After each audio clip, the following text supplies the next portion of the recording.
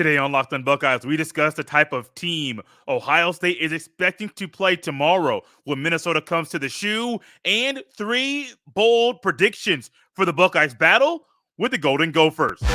You are Locked on Buckeyes, your daily podcast on the Ohio State Buckeyes. Part of the Locked On Podcast Network, your team every day.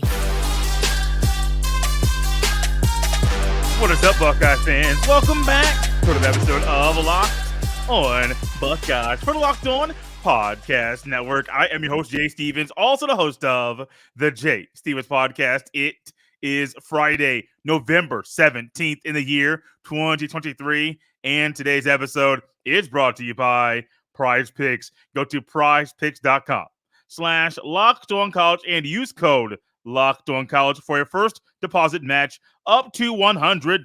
PrizePicks, daily fantasy sports made easy. During today's episode, we will dive into 3 bold predictions for Ohio State's game against Minnesota tomorrow, and we learn if Jim Harbaugh will coach in the game. But first, this game tomorrow, it can be viewed as a trap game. It could be looked at as a look-ahead game. No matter what you want to call tomorrow's game, it's right before the biggest game of the season for Ohio State. And if their focus isn't right, they could be on the wrong end of this game. I don't think it's going to happen. Later in the show, I'll discuss and tell you my score prediction. This game tomorrow, it really should be no contest. Ohio State has the better players, easily has the better players over what's at Minnesota. But that doesn't mean Minnesota doesn't have an identity or doesn't have a good coach on their side. PJ Fleck is a good coach, and yes, he has an identity every year he coaches football in Minnesota, maybe Western Michigan, wherever it is, his teams are always physical. I think tomorrow Ohio State has to be ready for a physical game against the Minnesota Golden Gophers. Minnesota has nothing to lose. This game, however, would make them bowl eligible if they win the game tomorrow. So Minnesota's going to come in. They're going to be physical. They might throw a few curveballs, have a few tricks up their sleeve. And PJ Fleck understands and realizes the last time these two teams played, Minnesota had a realistic shot to win the game. If Mo Ibrahim does not go down, there's a good chance C.J. Stroud loses the first game he starts as the Buckeyes QB1. That's reality, and that's in the back of P.J. Fleck's mind. So he knows, hey, the Buckeyes are playing really good ball right now. They're rolling, playing phenomenal ball, getting better on both sides of the ball. Hey, maybe a little issue on the special teams every now and then, but they're playing good ball. So how can you potentially overcome what Ohio State's going to do on the field? As PJ Fleck thinking about this, be physical. And on Ryan Day's radio show on 97.1 The Fan on Thursday, he discussed that very thing and the physical play that Minnesota's going to bring to Columbus tomorrow. Here's exactly what he said, quote, "One thing about Minnesota is that they're physical and they're tough. They play hard. They do. When you look at their teams year in and year out, they buy into the culture," end quote, which is one of the best things that I love about PJ Fleck. His time at Minnesota, there's been double-digit win seasons. There's been some good times there. There have been some good moments there. However, this year's not one of the highlights or high moments during his career coaching the Golden Gophers. But that culture's not the same. Bringing in guys that buy into what you're preaching, that pick up what you're putting down year in and year out, that the culture stays the same, that's special. Man, I recently talked to a volleyball coach that is coaching her team, her volleyball team that is 32-3 this season, has not lost since September 2nd. Yes, that was before Labor Day. And she's trying to get the young ladies and push them to make this record-setting season a big one and continue to be as successful as they have been over the past few months. But she talked about Miss Heather Hayes, that is the volleyball coach at IU Kokomo, ended up discussing the culture that she has helped create, that, but really not just her, the players have helped create and sustain under the watch and leadership of Miss Heather Hayes. That's the same thing for Minnesota and PJ Fleck. I'm not going to come on here and bash Minnesota and treat them like they're Michigan. I'm not going to do that. I have mad respect, crazy respect for PJ Fleck, the football coach, the man, the way he leads that program, the way he recruits those players, the way that he does not change, and he hasn't changed at all. This year, the abnormal season for Minnesota, they have back-to-back losses, one on the road at North Carolina, and then also another one on the road at Northwestern. That's a little bit odd. But Northwestern playing better ball this year than myself and many other people thought they would play. Had another loss against Michigan. That was 52-10. If that is an indicator about what the Buckeyes should be aiming to do against Minnesota, there you go.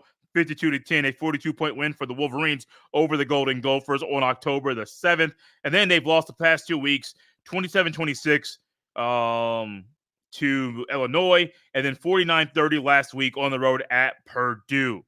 Next week, you're playing Wisconsin. That is Minnesota. And this is the game. Like, they're one game away from being bowl eligible this year in a season where James Madison, who is not eligible to play in a bowl game, is trying to do everything they can to alter that decision once the bowl games are announced and the bowl committees decide who is going to play at those specific games at the end of the season. It's a physical game. In the year when Ohio State has battled numerous injuries, Lathan Ransom will be out. Emeka Ibuka, is he fully healthy? Is he not? Not sure. Mayan Williams will be out. Mike Hall, that is TBD, to be determined. Eichenberg, probably going to be out there. Ryan Day believes Josh Proctor will be back out there as well. Those are a couple things there. The Proctor one sounds more certain and definite than Eichenberg, but Eichenberg is probably more a yes than a no if we had to make a statement about that right now. Hey, this game's going to be physical, but that's what you expect this time of year, especially in the Big Ten Football Conference. It's football weather outside. It might be cold in some places, might be warmer in some places. When I say warmer, I mean like 60. I ain't saying like warmer like 85. I would love that for it to be 85 degrees right now. No, warmer being 60. But you know what? Especially with the 4 p.m. Eastern kickoff, the game will be on the Big Ten Network. Hey, things will be a little bit cooler at halftime, beginning of the fourth quarter. Hey, I've been at those kind of games before. It's going to be a little bit colder. Those hits might hurt a little bit more than they did during pregame or during the first part of the game. The game's going to be physical. That's expected. What's also expected is for Ohio State to answer the call, to step up to the occasion, and to pummel the Golden Gophers tomorrow afternoon on Senior Day in the shoe. It's going to be fun to see players like Xavier Johnson, Josh Proctor, Matt Jones, and Tristan Gebbia play their final game in the shoe ever. Then there's players like Tommy Eichenberg, Cade Stover, Still Chambers, Julian Fleming, Lathan Ransom, Cody Simon, Chip Trainum, G. Scott Jr., Jahad Carter, Vic Cutler, Enoch Vamahi, and Jade McKenzie, who have another year that they can play due to the COVID year, not counting an eligibility for the players in college football. Senior Day is great. You want to send the seniors off in the right way, which is a win. And the Buckeyes, with the way that they have played this year and getting physical when they need to and more physical than their opponents, this game should be over pretty early tomorrow afternoon. Coming up next, we don't normally do this, but I unveiled 3 bold predictions for tomorrow's battle with the Golden Gophers. It's coming at you next on Locked On Buckeyes. This episode is brought to you by our friends at PrizePicks. PrizePicks is the largest independently owned daily fantasy sports platform in North America. They are the easiest and most exciting way to play daily fantasy sports. It's just you against the numbers. Instead of battling thousands of other players, including pros and sharks, you pick more than or less than on 2 to 6 player stat projections and watch the winnings roll in. PrizePicks is the most fun I've had, winning up to 25 times my money this football season. PrizePicks is really simple to play. I can make my picks and submit my entry in less than 60 seconds. Quick withdrawals, easy gameplay, and an enormous selection of players and stat types are what make PrizePicks the number one daily fantasy sports app. So go to prizepicks.com/LockedOnCollege and use code LockedOnCollege for a first deposit match up to $100. PrizePicks, daily fantasy sports made easy. Thank you for making Locked On Buckeyes your first listen or first watch of every single day. If you're looking to get Buckeye news sent right to your phone, text 614-587-7853. You're going to get news, information, updates, and notes sent right to your phone on a daily basis, even instant thoughts from me, yours truly, during Buckeye football games. There's a 2-week trial, takes you up through the game, and after that, if you like to stay, it's $4.99 a month. 3 bold predictions. Don't normally do that on the show, but I figured why not change things up just a tad and have a little bit of fun before the second to last regular season game in the 2023 Buckeyes football season. Bold predictions. One of them has to do with the player we talked about yesterday, and one of them has to do with the player we talked about today when going through some injuries and some battered Buckeyes. Sonny Styles, Josh Proctor. Bold prediction number 1 is that both players have an interception tomorrow. Proctor getting back on the field. He's been so close to having multiple interceptions this year. Sometimes head's not in the right spot, comes down, comes hard. Oh, man, get your hands up. Oh, man, now don't do it. My hands were not ready for the ball. I was like, get your hands up, and my hands were just looking all kinds of whacked out and messed up. But I do think Sonny Styles in this game, especially when he's going to be more in that strong safety role, there may be times when he comes up to the line of scrimmage acting like he's going to stop the run and be more of a run stopper, but then he drops back into coverage, goes back, quarterback doesn't see it. Next thing you know, pick by number 6. Now, number 41, man, look, it's senior day. It's your last day in the shoe. You want to go out this way. Jordan Hancock's had a pick 6 this year. Jermaine Matthews Jr.'s had a pick 6 this year. It's time for number 41 to get in on the mix and get a pick of his own, and also to boost his confidence before the game against the Wolverines a week from tomorrow. Bold prediction number 1. Josh Proctor and Sonny Styles both have an interception tomorrow during the game. Maybe you say it's not a bold prediction, but to say your strong safety and your free safety have a pick in the same game, to me, that's a little bold to say. Another bold prediction. Marvin Harrison Jr. A week ago, he had 3 touchdowns, 1 receiving, the first touchdown of the game, and he had 1 rushing, the first touchdown of the game, and then 2 receiving the second and third touchdown. The third touchdown came the first play of the second quarter. And one thing I noticed, it didn't really get touched on the broadcast. They didn't run the clock on that play. Now, when the special teams unit came out for the PAT, they moved it down to 14:58. But I'm like, hey, y'all definitely didn't move the clock on that play. They quickly realized, 2 seconds, could have been 3 seconds, could have been 4 seconds. Doesn't matter. It was still a TD by number 18 in the roster. Could be number 1 in your hearts when it comes to Harrison Jr., route man Marv. 3 touchdowns a week ago, 1 rushing, 2 receiving. I'm saying tomorrow he's getting 3 receiving touchdowns. And I'm going to go a little bit further. In the first half. Now, I could say first quarter. I'm going somewhere with this, so I'm not going to go first quarter yet. However, this is realistic. Now, Ryan Day did touch on one of the DBs at Minnesota and what he does, and just highlighting how good of a player he is. So that's a reality. It's not going to be as easy as some may say for Outman Marv tomorrow, but he's had some drops. He's had some times where he's been open where the ball has not gone his way. Let's also keep this in mind. This is a great time for Marvin Harrison Jr. to inflate those numbers. Why? So he can win the Heisman Trophy. Now, one thing you realize about the Heisman Trophy is that to win it, what do you need? What do you need? You might need some help by some others, but you also need a stage to make a noise on. Think about the last time a receiver, not a Buckeye receiver, no Buckeye receiver has ever won this award, unfortunately. The last time a receiver won the Heisman Trophy, who was it? Devonta Smith. What happened? The number one receiver, and I want to say it was Jalen Waddle, went down in that season. So you already got the stage you're Alabama. You had the unfortunate circumstance of the number one receiver going down in that season. Then what happened next? Devonta Smith goes up. Of course, you got Najee Harris. You got Mac Jones, a three-headed monster that nobody could stop. Even the Buckeyes and the Natty had no response for what Alabama was doing in that game. What do you get? You find out Devonta Smith went off. I think he actually had 100-plus receptions in a COVID year where there were less games played. Now, Alabama's in the SEC. The SEC, and I want to say the ACC played more games that year than anybody else. And I say that because I know A&M, Texas A&M, went 9-1 in that season. Was it 9-1 or 10-1? One of the two.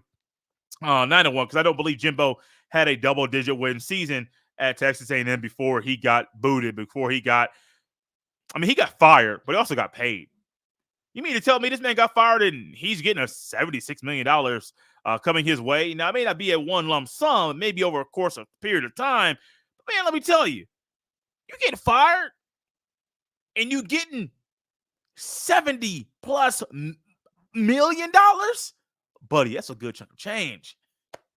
Yours truly could use that right now. Trust me, if I came home and said, hey, Whit, I don't normally say her name on here, but there you go. Hey, Whit, we got this money. She's like, what money? And I just tell her and show her in the account how much money is there. She might faint. Like, real talk. No exaggeration. She might faint. But also, she can say, ooh-wee. We can do a lot of things with that amount of cash.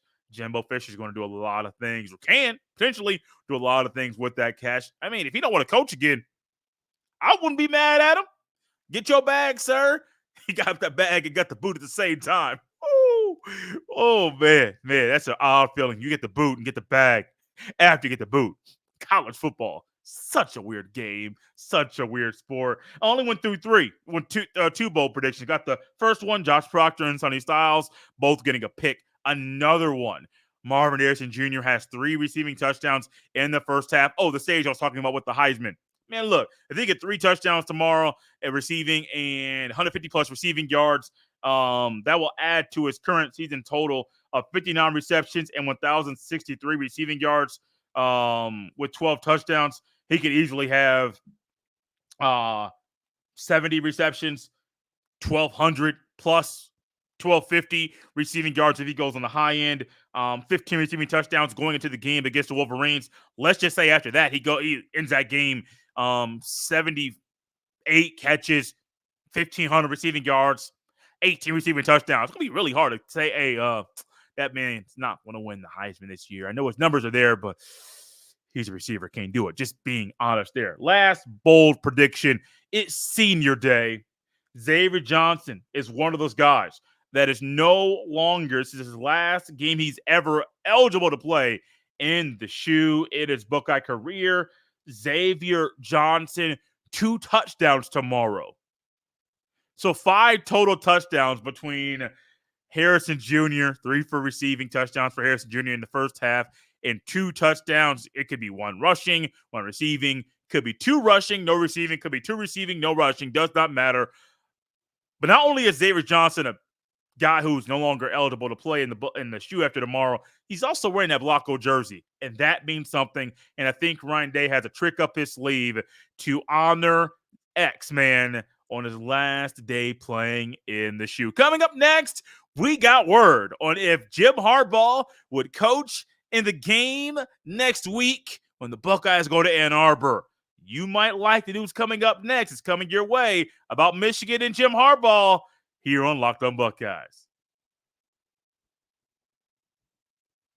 This episode is brought to you by Athletic Brewing. Now time for your game changer of the week, brought to you by Athletic Brewing Company. Much like the seniors at Ohio State, Athletic Brewing has completely changed the non-alcoholic beer game. They make non-alcoholic beers that actually taste good. And let's just highlight the 4 players that no longer have eligibility left to play another game in the shoes. Xavier Johnson, Josh Proctor, Matt Jones, and Tristan Gebbia. Gebbia, the one that's been around the least amount of time, but all 4 have done a great job, phenomenal job of representing the Ohio State football team and letting people know by the way they play what it means to wear the scarlet and gray. You can find Athletic Brewing Company's non-alcoholic brews at a store near you or buy online at athleticbrewing.com.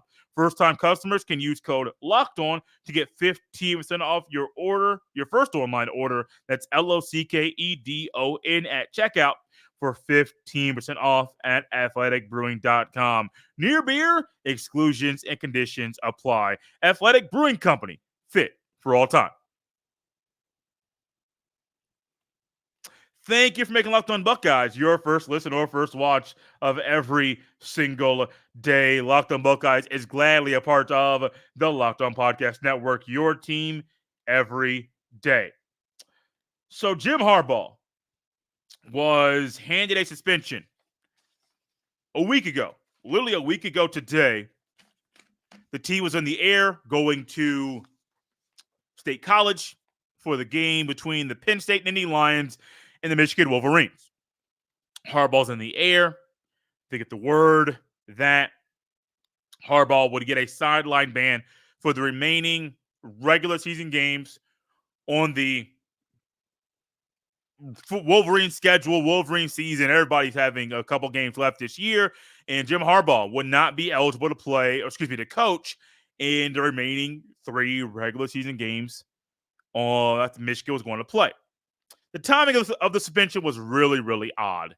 The way it came out was really, really odd. Knowing that it could have come out a day earlier or 2 days earlier and nothing would have changed, but they decided, and I'm not defending Michigan, I'm just saying it was done by the Big Ten to have that come out when they did. They knew what they were doing. They knew exactly what they were doing. Michigan responded by being very quick and saying, we're going to petition for a restraining order. And there was supposed to be a court hearing literally today. But then earlier on Thursday afternoon around 3:20, Ross Dellinger of Yahoo Sports, a phenomenal college football reporter, broke the news and said a statement from Michigan. It states that Jim Harbaugh and the university accepts his 3-game suspension and the potential hearing, the hearing that was supposed to be today, has been called off. Oh, so weird, man. So weird. I could read a few things here on this press release and this note here that came out from Michigan, and I'm going to read something here in a little bit, but this just keeps getting weirder. What are we doing? Well, what are we doing? For Michigan, I got some words for the Big Ten here in a second, but for Michigan, and this definitely impacts Ohio State, that's coming at you as well. Why in the world, a week ago you said, restraining order, this, a court hearing, we're going to push to respond, push to get this thing overturned, and then now you're saying, no hearing, accepting the punishment. Make it make sense. For Ohio State, this is definitely a benefit for Ohio State. Now, we saw last week Sharon Moore, offensive coordinator at Michigan, quickly learned less than 24 hours prior to the game that the Wolverines would battle with the Nittany Lions that he would be the acting head coach. Now, maybe he knew this was a possibility. And, hey, if Harbaugh can't go, you're the acting head coach. But it doesn't hit you the same as it does when you find out, hey, we know we've been talking about this potentially needing to happen, but now that thing that potentially needed to happen is actually happening, and you are going to be the acting head coach tomorrow against Penn State. That's a big ask and a big statement and a big weight on the shoulder of Sharon Moore, which may have gone into him crying. I don't really buy playing the victim. That was odd. Michigan saying, we're playing the victim. That's odd. Y'all got caught cheating. Other schools cheat all around the country. Y'all got caught. I'm not going to sit here and say Ohio State doesn't cheat because I'm not that stupid. I know it's a possibility. Could be reality. But y'all got caught. That's the reality. And when y'all getting caught, and now it's, hearing, but now we're going to take that back. Y'all making yourselves look really, really odd right now. Now, also when it comes to this decision, the university, Jim Harbaugh, the Big Ten, they resolved their pending litigation. The Big Ten Conference agreed to close its investigation, and the university and Jim Harbaugh agreed to accept the 3-game suspension. Now, there's some more news here in regards to this. This comes from Nicole Auerbach of The Athletic. You'll also see her on NBC, NBC College Football Insider. You'll see her on the Big Ten Network, and you will hear her on Sirius XM Radio. She ends up saying the Big Ten is now deferring to the NCAA in its penalty process. This is so odd, man. The story keeps getting weirder. The Big Ten will not impose any additional penalties against Michigan unless the NCAA finds/proves that one or more of Michigan's accountable coaches were involved in a Connor Stalions scheme, a leak source told Nicola Auerbach. Man, so you're telling me that if they find or prove that one or more Michigan's accountable coaches were involved, I think there's enough evidence to show you that that is actually reality. Now, the Big Ten maybe should have done this the entire time. Now, they have the ability to punish Michigan outside of the NCAA, but I think they realized they jumped the gun in announcing this punishment in this way. Now, I've been on record, and I understand due process and all those things, but I really don't feel right for a team to play in a season when they get caught blatantly breaking the rules, and when it's come out that they have been doing it for years. I have a hard time saying that team can continue to play when they cheated in that season. And I understand due process. I get it. But, man, what are you going to do? Reward cheating? Is that what we're doing? Or you can cheat all you want to. It's okay. You can still play in the Big Ten championship game. You can still have a chance to go and represent the Big Ten Conference and the college football playoff, or maybe in even a New Year's Six bowl. We know you cheated, but we're not going to punish you yet because man, look. If I get caught cheating, I'm getting in trouble. I mean, I don't like saying things that I did that were wrong back in my past. Didn't really have a rough life, but I got caught cheating once or twice. And I remember the one time the professor, it was in college, professor came to me and my buddy Justin and said, what's going on? And I remember the conversation. I felt really, really bad, really, really odd. And he said, hey, yeah, we can't do this. And he immediately handed down a punishment because I got caught cheating. Now, cheating on a test is a whole lot different than cheating in a football game. Cheating on a test is easy to spot and to find. A process to figure out while investigating, figure out who was involved, how long that person was involved, who funded said scheme, and all those things take a little bit more time. However, you can do your whole due process and quickly say, hey, you cheated during this season. You're done. You're absolutely done. I think that's an okay thing to make happen. But the Big Ten Conference says, no, we did this. We got one punishment. We won't do anything else until the NCAA does their investigation. Would it sit right with you if Ohio State got caught cheating and still won the Big Ten championship game while cheating to get there? I say it that way because there's a good chance Michigan can win the Big Ten championship game in a year where they cheated, and cheating helped them accomplish that goal. This is where we are in this sport with this story. As more news comes out, we'll discuss it here on the show. Thank you for making Locked On Buckeyes your first listen or first watch of every single day. Now is a great time to check out the Locked On Sports Today podcast. It's the place to go to get all the news and notes and updates going on in and around the world of sports in 20 minutes or less every single day. Locked On Buckeyes and the Locked On Sports Today podcast. They're both a part of the Locked On Podcast Network, your team every day. You can follow me on X, formerly known as Twitter, at jstevens07. You can send all of your emails to jstevens317@gmail.com. We are out of here on a Friday. Tomorrow is Buckeye football. Postcast will be back tomorrow at the conclusion of Ohio State's game against Minnesota. I'll see you next time.